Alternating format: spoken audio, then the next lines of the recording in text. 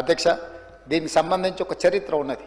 1996లో justice Ramachandra Raju commission నియమించడం, వారు 97లో నివేదిక ఆధారంగా వర్గీకరణ చేస్తూ జీవో 68 ఏబిసిడి కేటగరైజేషన్ కింద జీవో 69 రోస్టర్ విధానాన్ని అమలు చేస్తే ఆనాడు జీవోలు ఇచ్చారు. అదేవిధంగా అధ్యక్ష, 2000 సంవత్సరం ఏప్రిల్ 1వ తేదీన ఉమ్మడి ఏపీలో వర్గీకరణను అమలు చేయడం జరిగింది అధ్యక్ష. దాని తర్వాత జరిగిన కోర్టులు తీర్పులు సుప్రీంకోర్టు వరకు వెళ్ళడం, అదేవిధంగా ఏపీ వర్సెస్ చెన్నై కేసులో 2004 నవంబర్ 5న సుప్రీంకోర్టు 5 సభ్యుల ధర్మాసనం 3:2 ప్రకారం తీర్పునిచ్చింది అధ్యక్ష. ఎస్సీ వర్గీకరణ కోసం చర్యలు తీసుకోవాలని కోరుతూ 2005 డిసెంబర్ 10న ఉమ్మడి రాష్ట్ర అసెంబ్లీలో తీర్మానం కూడా కేంద్రానికి పంపించడం జరిగింది అధ్యక్ష. ఈ ఉషా మేరా కమిషన్ నియామకాలు వీటన్నిటి నేపథ్యంలో పంజాబ్ కేసు సుప్రీంకోర్టుకు పోవడం, పంజాబ్ వర్సెస్ అక్కడ ఉండే వాళ్ళ మధ్యలో జరిగిన కేసును, ఇది చాలా సుదీర్ఘకాలం సుప్రీంకోర్టులో కేసు జరిగింది. అప్పుడు అన్ని రాష్ట్రాలకు సంబంధించిన ప్రతినిధులకు కూడా సుప్రీంకోర్టు నోటీసులు ఇచ్చింది అధ్యక్ష. ఆ నేపథ్యంలో తెలుగు రాష్ట్రాలలో కూడా అభిప్రాయాలను తీసుకోవాలని కేంద్ర ప్రభుత్వం కోరింది అధ్యక్ష.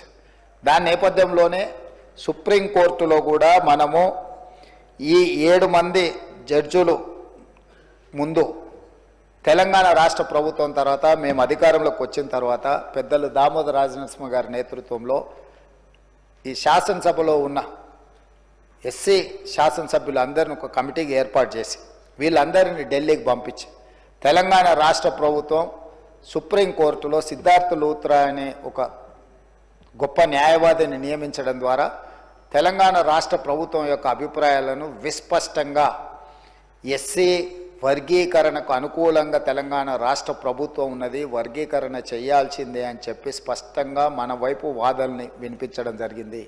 ఆ నేపథ్యంలో సుప్రీంకోర్టు ఇచ్చిన తీర్పు ప్రకారము సుప్రీంకోర్టు తీర్పు ఇచ్చిన 1 గంట లోపే ఆ రోజు కూడా సభ జరుగుతున్నది అధ్యక్ష.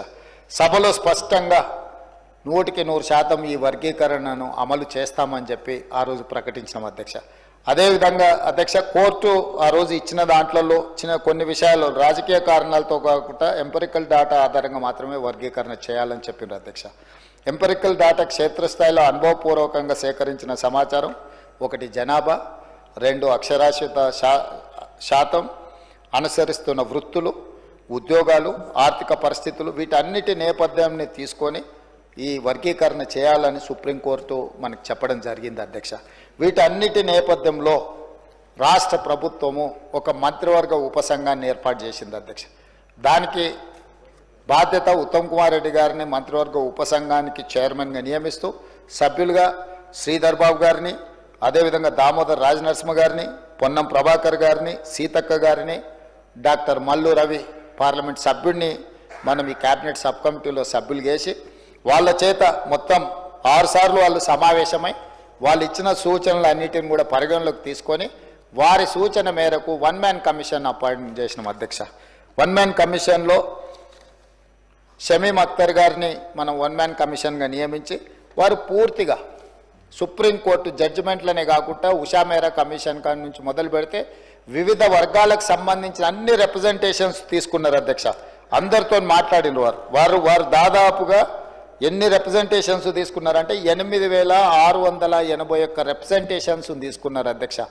జిల్లాలలో పర్యటన చేయడం కానీ వారి దగ్గరకు వచ్చి వివరాలు అందించిన వాళ్ళ యొక్క అభిప్రాయాలు అన్నిటినీ వారు తీసుకొని స్పష్టంగా వారు ఒక పూర్తి స్థాయి ఎక్సర్సైజ్ చేసి చాలా పారదర్శకంగా, ఎందుకంటే ఏ ఒక్కరికి కూడా ఇందులో అన్యాయం జరగకూడదు, ఈ కమిషన్ ఇచ్చే నివేదిక పట్ల ఎవరికి అనుమానాలు ఉండకూడదు అని ఒక ప్రత్యేకమైన కార్యాచరణ తీసుకొని అందరి అభిప్రాయాలు విని వారు ఒక స్పష్టమైన నివేదికను సూచనను తెలంగాణ రాష్ట్ర ప్రభుత్వానికి ఇవ్వడం జరిగింది అధ్యక్ష.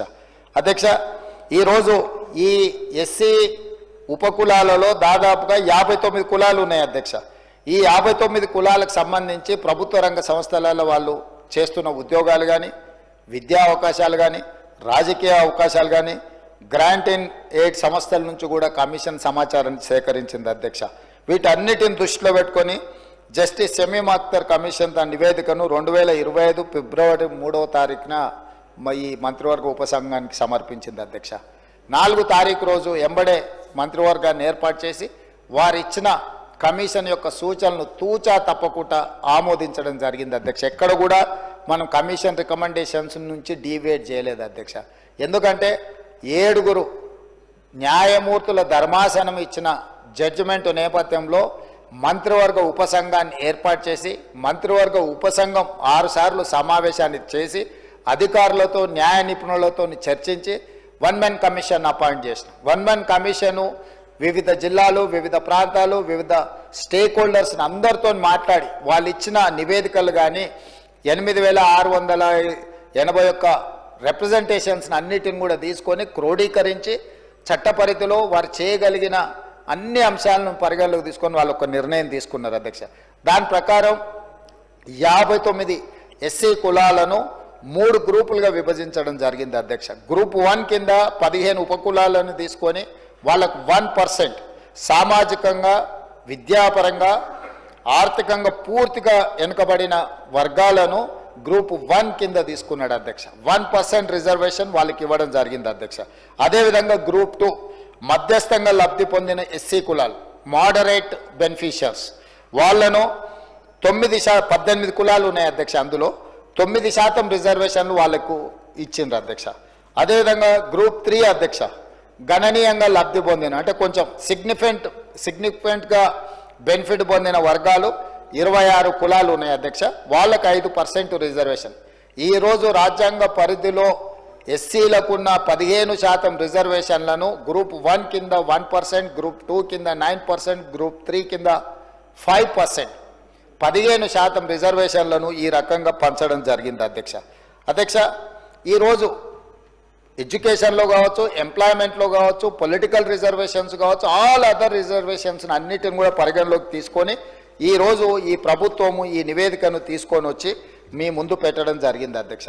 అందుకే అధ్యక్ష ఈరోజు ఈ చారిత్రాత్మకమైన సందర్భంలో ఒక మంచి నిర్ణయం మనం తీసుకున్నప్పుడు ప్రతిపక్షాలన్నీ కూడా ముందుకు వచ్చినాయి.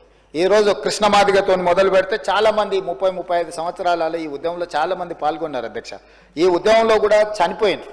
ఇంతకుముందు పెద్దలు దామోదర రాజనరసింహ గారు చనిపోయిన కుటుంబాల గురించి ఆలోచన చేయాలి అని వారు అన్నారు. ఎస్, తెలంగాణ ఉద్యమంలో చనిపోయిన వాళ్ళను లేదా మాదిగ ఉపకులాల వర్గీకరణకు సంబంధించి ఉద్యమంలో ప్రమాదవశాత్తు చనిపోయిన వాళ్ళని ఆదుకునే అవసరము, బాధ్యత ఈ ప్రభుత్వానికి ఉన్నది.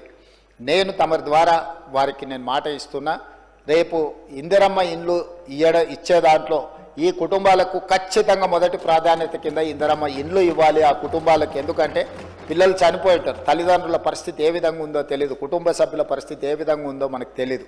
కాబట్టి వాళ్ళకు ఖచ్చితంగా ఇందిరమ్మ ఇండ్లలో మొదటి ప్రాధాన్యత కింద మనం వాళ్ళను ఆ కుటుంబాలను ఆదుకోవడానికి ఇల్లు ఇవ్వాలి అధ్యక్ష.